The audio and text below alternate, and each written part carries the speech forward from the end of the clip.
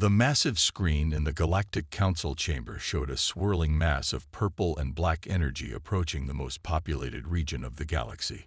Around the circular table, representatives from 20 different species sat in uncomfortable silence. None of them wanted to be the first to suggest running away. Admiral Rock, a tall being covered in natural armor plates, stood up. "This void storm is nothing. The Steel Empire has faced worse threats. We will stand our ground."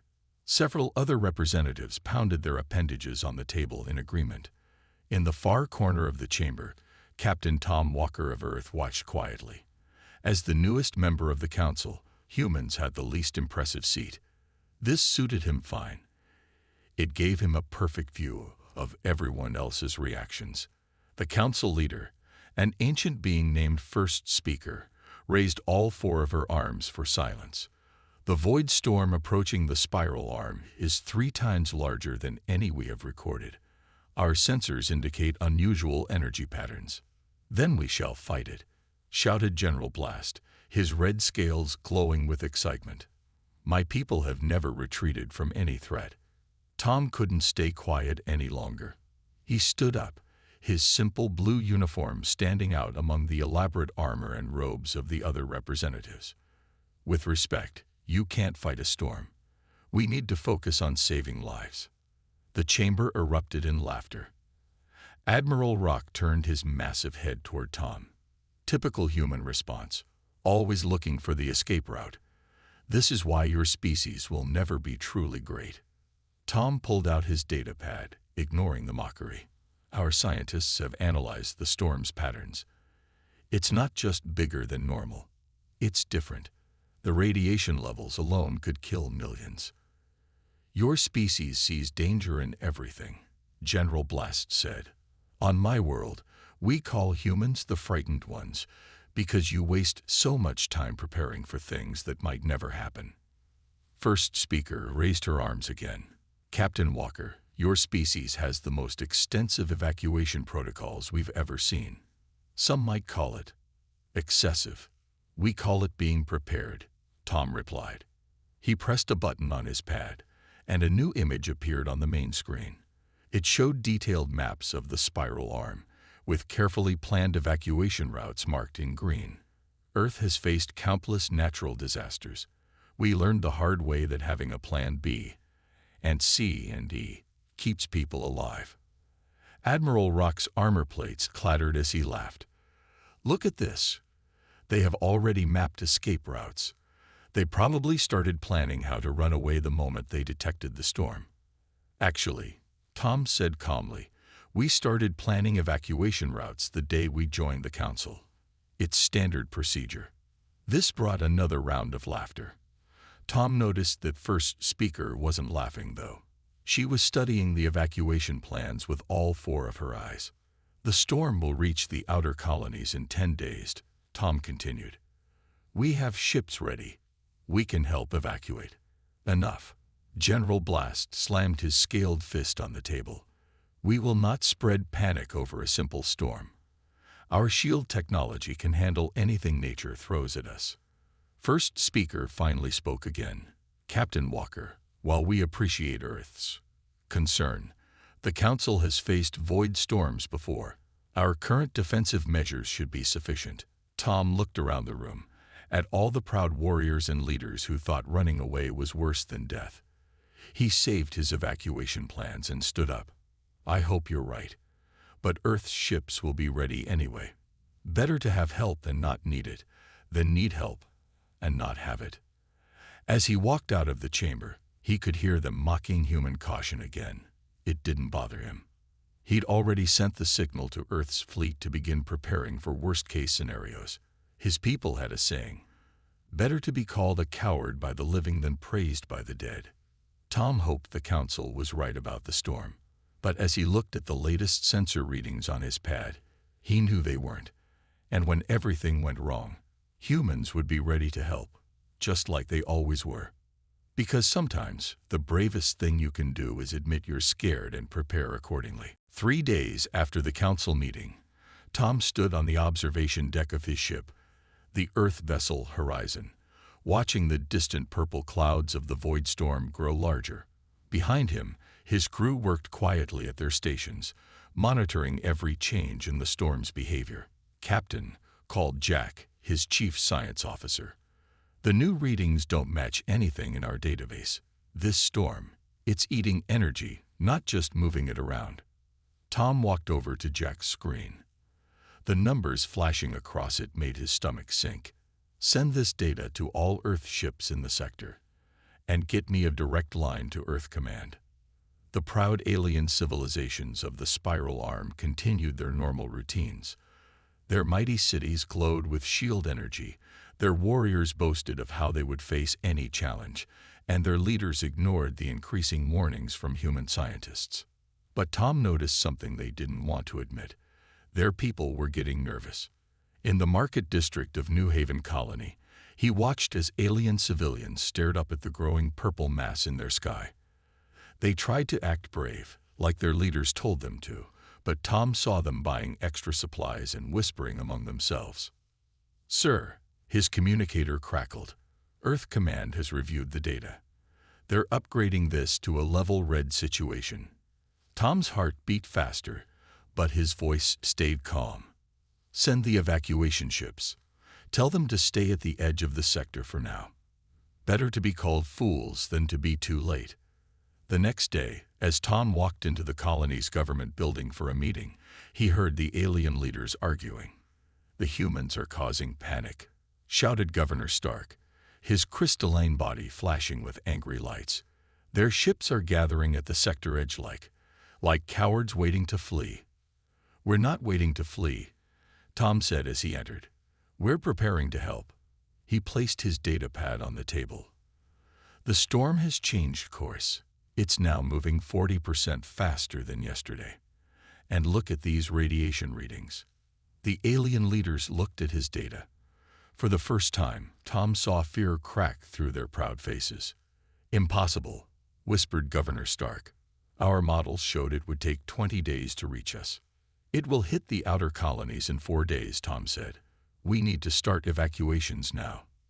"Never," roared Commander Bolt, slamming his metal fist down. "Our shields will hold. They always hold." Just then, the lights flickered. Everyone looked up. "That's new," Tom said quietly. "The storm's energy is already affecting your power grid, from 15 light-years away." The alien leaders looked at each other. Governor Stark's crystal body dimmed slightly. Perhaps we should consider some precautions. Not an evacuation, but..." The building shook. Warning sirens began to wail. Tom's communicator buzzed. "Captain, the storm just jumped again. Energy levels are off the charts. The outer defense stations, they're just gone, sir. Disappeared into the storm." The alien leaders heard every word. Their faces showed the one thing their cultures had taught them never to show: fear. "Those stations had our strongest shields," Commander Bolt whispered. "Triple-layered energy fields." "Which means we have less time than we thought," Tom said. He turned to Governor Stark. "Sir, I have 50 Earth ships ready to help. We can evacuate half the colony in 2 days, but only if we start now." The governor looked out the window at the purple storm growing in the sky. His crystalline body pulsed with worried light patterns. "My people, they'll see it as running away, as weakness." Tom walked to the window and stood beside him. "Back on Earth, we had a great leader who once said, 'Courage isn't about not being scared. It's about doing what needs to be done, even when you are scared.'" The building shook again. The lights went out completely this time before the backup power kicked in. Governor Stark turned to Tom, his crystal body now glowing with determination. "Call your ships, Captain Walker. We need your help." Tom was already sending the signal. Around the sector, Earth's cowardly evacuation fleet began moving into position. They had planned for this, trained for this, and were ready. Because humans knew something that the warrior races were just starting to learn. Sometimes the bravest choice is admitting you need help before it's too late. The evacuation of New Haven Colony was nothing like the chaos Tom had feared. His crew had trained for this, and their preparation showed. Earth ships landed in perfect formation, their cargo bays ready to accept thousands of refugees. Transport Group A, you have green light for launch, Tom said from the colony's control center. On his screens, he watched the first wave of ships lift off smoothly. Each one carried 500 colonists to safety. Not everyone was happy about leaving, though. "This is shameful," shouted a warrior from the Steel Empire, his metal armor gleaming. "My ancestors would rather die than run from a storm." Tom kept his voice calm as he replied, "Your ancestors didn't face a storm that could eat entire defense stations." He pointed to the latest sensor readings. "Look, 3 more stations disappeared in the last hour." The warrior fell silent, but his face showed disgust as he watched his people board the human ships. Lieutenant Mary from Tom's crew approached with a data pad. "Captain, we've loaded 60% of the colony's population, but we're getting reports from other sectors. The proud races, they're refusing to leave." Tom looked at the growing purple mass in the sky. The void storm now covered a quarter of the visible space, its edges flickering with deadly energy. "Keep trying to convince them. Show them what happened to the defense stations." A loud argument broke out near one of the loading ramps. A group of crystal beings, like Governor Stark, were blocking other colonists from boarding. "We will not flee like humans," their leader shouted. "Our shields will protect us. Our technology is superior." Tom walked over to them. He didn't argue or try to force them. Instead, he pulled out his data pad and played a video. It showed the moment when the storm touched the first defense station. The station's shields, the strongest in the galaxy, lasted less than 3 seconds. The crystal beings watched in silence. Their bodies flickered with fear patterns they couldn't hide. "Your shields," Tom said quietly, "are based on the same technology. We have room for everyone on our ships. The choice is yours." One by one, the crystal beings stepped aside. More colonists rushed forward to board the ships. Tom's communicator buzzed. "Captain, emergency broadcast from the Steel Empire's homeworld." He switched on the main display screen in the loading area. Everyone stopped to watch. The Steel Empire's capital city appeared, its mighty buildings surrounded by shield energy. Their king stood proud, declaring they would never retreat. Then the storm's edge touched their outermost shield. The shield vanished like paper in fire. The second shield lasted 2 seconds longer. The third shield, their strongest defense, crackled and died. The broadcast cut off. Silence fell over the loading area. Even the warrior who had protested earlier stood frozen, his armor trembling slightly. "All ships, new priority," Tom commanded. "Prepare for emergency launch sequence." The storm's speed just doubled again. His crew moved faster, but stayed calm. They had drilled for this too. Humans always planned for things to get worse. Governor Stark appeared beside Tom, his crystal body pulsing with worried light. "Captain Walker, the Steel Empire's home world had 9 million people." "I know," Tom said. "I've already ordered every Earth ship in the sector to head there." But he didn't finish the sentence. They both knew many would die because their leaders waited too long. The warrior who had protested now stepped forward. "My family," he said, his voice shaking. "They live in the outer colonies. Can your ships?" "Already on their way," Tom assured him. Earth's evacuation fleet started moving the moment we saw the first warning signs. Some called us cowards for it. We call it being ready. The warrior bowed his head.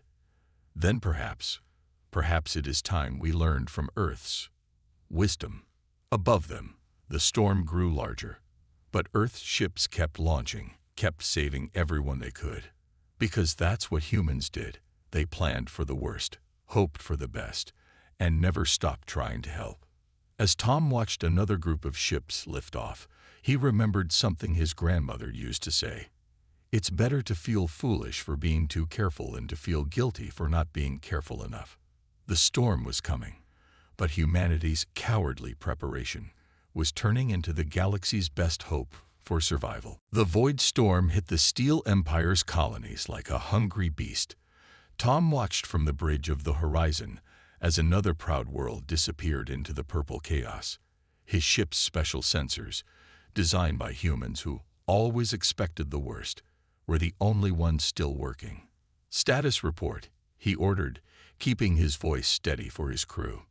"We've got 3,000 refugees aboard," Officer Pete reported. "All safe in the reinforced inner chambers. Those unnecessary radiation shields are working perfectly, sir." Other alien ships weren't doing so well. Their standard shields failed against the storm's strange energy. Tom watched a mighty warship of the Crystal Kingdom break apart, its crew screaming for help on all channels. "Move us closer," Tom commanded. "Activate the rescue tubes." "But sir," his first officer said, "they laughed at our rescue tubes. Called them a waste of space and resources. That's why they need them now. Launch all tubes." The horizon moved through the storm's edge, protected by its triple-layered shields. Glowing rescue tubes shot out from its sides, reaching for the broken crystal ship.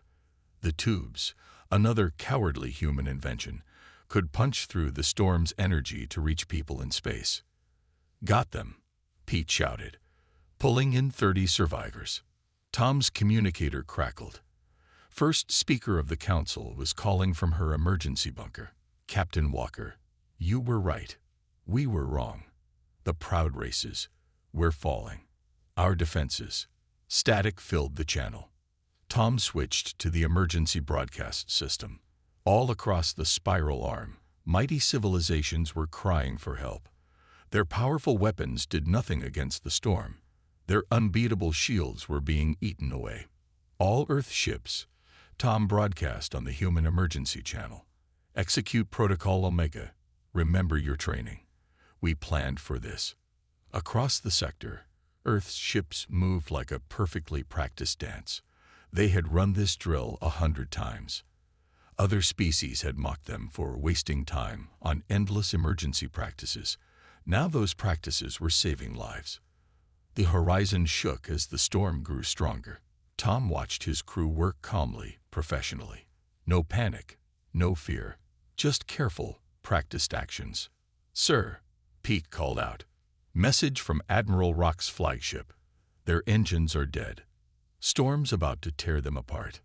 The same Admiral Rock who had laughed at human caution in the council chamber. Tom didn't hesitate. "Full power to forward shields. Get us in there." The horizon pushed through the storm's energy. Warning lights flashed as their power dropped. But human engineers had built backup systems for their backup systems. Another thing they were mocked for. They reached Admiral Rock's ship just as its hull started cracking. The rescue tubes shot out again. "Message from Admiral Rock," Pete said. He's apologizing, sir. Says we were right about being prepared." Tom watched as the proud admiral and his crew were pulled to safety. "Tell him apologies can wait. Survival comes first. We've got more ships to save." The next few hours were a blur of rescue missions. The Horizon and other Earth ships pushed their over-engineered safety systems to the limit. They saved everyone they could reach. Some they couldn't reach in time. Tom felt each loss like a weight on his heart. But he kept going, kept pushing. Because humans knew something about disaster response. You couldn't save everyone, but that was no excuse to stop trying. Finally, in the ship's crowded medical bay, Admiral Rock approached Tom. The mighty warrior's armor was scared and broken. "Your people," he said quietly, "you ready for everything. Plan for every disaster. We called it cowardice. We call it learning from experience," Tom replied. "Earth faced many disasters before we reached the stars. We learned the hard way that pride means nothing when people are dying." The admiral looked around at the human crew, still working efficiently despite their exhaustion. Perhaps the galaxy needs more of your kind of courage. The courage to admit when you're afraid and prepare anyway. Above them, the storm raged on.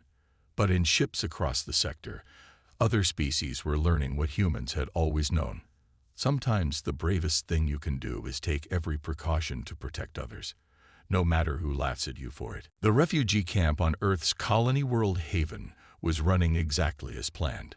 Tom walked through the orderly rows of emergency shelters, each one built to specifications humans had designed decades ago. Other species had called it wasteful to keep so many shelters ready. Now those shelters were saving millions. Captain Walker, a young crew member, ran up to him. "The latest numbers are in. We've saved over 12 million people from the spiral arm." Tom nodded, checking his data pad. Every human colony world was doing the same thing. Taking in refugees, using emergency supplies they'd stored just in case. The void storm still raged through space, but humanity's excessive preparation was keeping people alive. In the medical center, alien doctors watched in amazement as their human counterparts handled the crisis. Earth hospitals had always kept huge stockpiles of medicine and equipment. They'd been mocked for it, called paranoid. Now those stockpiles meant everyone got the care they needed. A crystal being approached Tom, its body glowing with shame patterns. "Captain, I was one of those who laughed at your people's emergency drills. Now I understand. You weren't being afraid. You were being wise." Before Tom could respond, his communicator beeped. "Captain, the storms reached the Steel Empire's home system. Their planetary shields are failing." Tom rushed to the command center. On the main screen, he watched as the mighty Steel Empire, who had boasted their defenses could stop anything, faced the storm's fury. "Get me Earth Command," he ordered. "We need every ship with deep space rescue capability." The human response was immediate. Ships that had been called overbuilt and needlessly complex jumped into action. Their multiple backup systems, extra power cores, and reinforced hulls, all things other species saw as signs of fear, made them the only ships that could operate in the storm. In the command center, Admiral Rock watched with other alien leaders as human ships carried out rescue after rescue. Their faces showed a mix of humility and growing respect. "Look at their rescue patterns," one alien commander said. "So organized, so practiced." "Because we practice," Tom explained. "Every month, every colony, every ship. We run drills for every disaster we can think of, even ones that seem impossible." The Admiral's armor clinked as he turned to Tom. "We thought you feared everything. But you don't, do you? You just prepare for everything." "On Earth, we learned the hard way," Tom said. "Natural disasters, accidents, wars, they taught us that being ready isn't about being afraid. It's about being responsible." The screen showed another human ship pulling survivors from a failing space station. The rescue tubes, the backup shields, the emergency protocols. Everything humans had been teased about was now saving lives. In the refugee housing area, aliens from different species sat together, their old pride forgotten. They watched human children helping with supply distribution, already trained in emergency procedures as part of their basic education. "Even your children know what to do," a warrior said to Tom. "We taught our young to be brave in battle. You taught yours to be smart in crisis." Tom checked the latest reports. The storm was still growing, but now the galaxy was responding the human way. Other species were finally listening to Earth's emergency protocols. Ships were being retrofitted with human safety systems. Lives were being saved. "Captain," his communicator crackled. "New reading from the storm. You need to see this." In the command center, Tom studied the data. For the first time, he smiled. The storm's energy pattern is changing. It's starting to weaken. The alien leaders rushed to look at his screens. Their own sensors, the ones that survived, couldn't see these details. But human sensors, built to detect even the smallest danger signs, showed the truth. "We'll survive this," Admiral Rock said quietly. "Because your people were ready. Because you planned for the worst while we boasted of our strength." Tom looked at the tired but determined faces of his crew, still at their posts, still following their training. "That's the thing about humans," he said. "We hope for the best. But prepare for the worst," the Admiral finished. Perhaps that is the greatest courage of all. The storm still raged, but now the galaxy faced it the human way, with careful planning, solid preparation, and the understanding that true bravery means being ready to protect others, no matter what. 3 weeks after the evacuation began, Tom stood with alien leaders in Earth's main rescue coordination center. The massive display showed thousands of human ships moving through the sector, each one following careful rescue patterns practiced countless times before. "Another group rescued from the mining belt," Officer Pete reported. "That makes 50,000 more safe, sir." The void storm was finally weakening, just as human sensors had predicted. But the damage it left behind was enormous. Entire worlds lay dark, their mighty shields nothing but broken memories. "Final count from the Steel Empire's worlds," Mary announced. "Human ships saved 8 million citizens. If we hadn't started evacuations early." She didn't need to finish. Everyone knew those 8 million would have died with their warrior pride intact. Instead, they were alive in human shelters, learning that survival meant more than looking brave. First speaker stepped forward, all 4 of her eyes fixed on the rescue operations. "Your people think of everything," she said to Tom. "Even your rescue ships have rescue ships." "Standard human procedure," Tom explained. "Always have backup for your backup." On the screens, they watched Earth's ships helping aliens rebuild. Each human vessel carried repair supplies, emergency shelters, and survival gear. Things other species had called unnecessary weight and paranoid preparation. A group of crystal beings entered the control room, their bodies glowing with urgent patterns. "Captain Walker, our long-range scouts report 3 more colonies found alive in the Dark Zone. Deploy Rescue Group 7, Tom ordered without hesitation.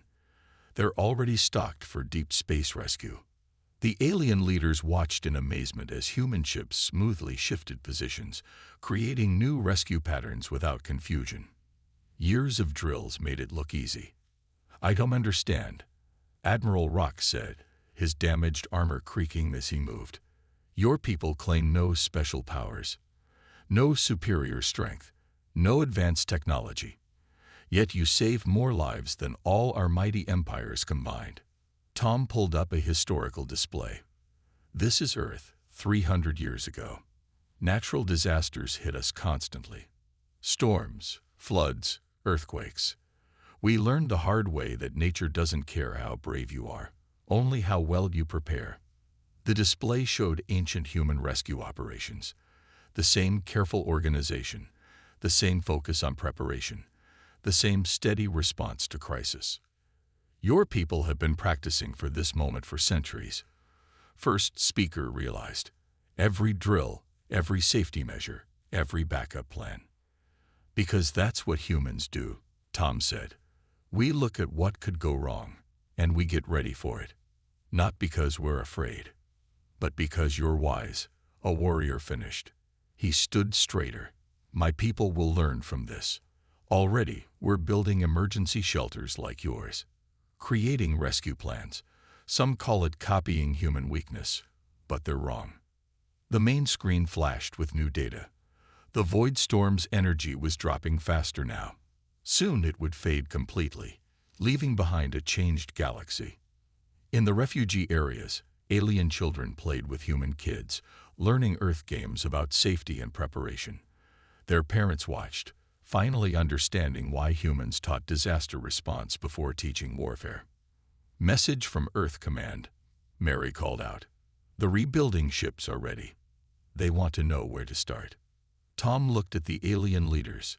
Once, they would have fought over who deserved help first. Now they worked together, planning the reconstruction the human way. Carefully, systematically, with multiple backup plans. "Start with the outer colonies," first speaker said. "The ones with the least resources. We must protect the most vulnerable first." Admiral Rock nodded. "Yes, the human way is the right way. We see that now." Above them, the last traces of purple energy faded from space. The void storm was ending. But its greatest impact wasn't in the physical damage it caused. It was in how it changed the galaxy's understanding of strength. "You know," Tom said, watching the rescue ships move smoothly through their patterns, "humans have an old saying, better to have and not need, than need and not have." The alien leaders looked at their own people, safe because of human cowardice, and nodded. They finally understood. True strength wasn't in facing danger unprepared. It was in doing everything possible to protect others, no matter who mocked you for it. The storm was over, and the galaxy would never be the same. 1 year after the Void Storm, the Galactic Council chamber looked very different. Gone were the warrior decorations and battle trophies. Instead, the walls showed evacuation maps and emergency procedures. At the center table, where Tom Walker now had a permanent seat, representatives from every species discussed safety measures with the same passion they once reserved for war stories. The human-designed early warning system is now active in all major sectors, Admiral Rock reported. His armor, once decorated with battle marks, now bore the symbols of the new Galactic Safety Corps. "We can detect void storm formation 3 months in advance." Tom smiled as he remembered how they used to mock human sensor networks for being unnecessarily sensitive. Now every species wanted them. First speaker stood, raising all 4 arms for attention. "The yearly emergency drill results are in. 90% of all colonies now meet Earth's safety standards." A year ago, such an announcement would have been seen as shameful, proof that the mighty species of the galaxy had become weak like humans. Now it brought proud nods from every representative. Captain Walker, first speaker, continued, "Earth's training programs have transformed our worlds. Even the proudest warrior races now teach their children to prepare, plan, and protect." Tom walked to the main display, showing images from across the galaxy. Alien cities now had emergency shelters. Their ships carried rescue equipment. Their people practiced evacuation drills without complaint. "But most importantly," he said, "we're working together, sharing knowledge. Because the storm taught us that survival isn't about being the strongest. It's about being the most prepared." The council members finished together.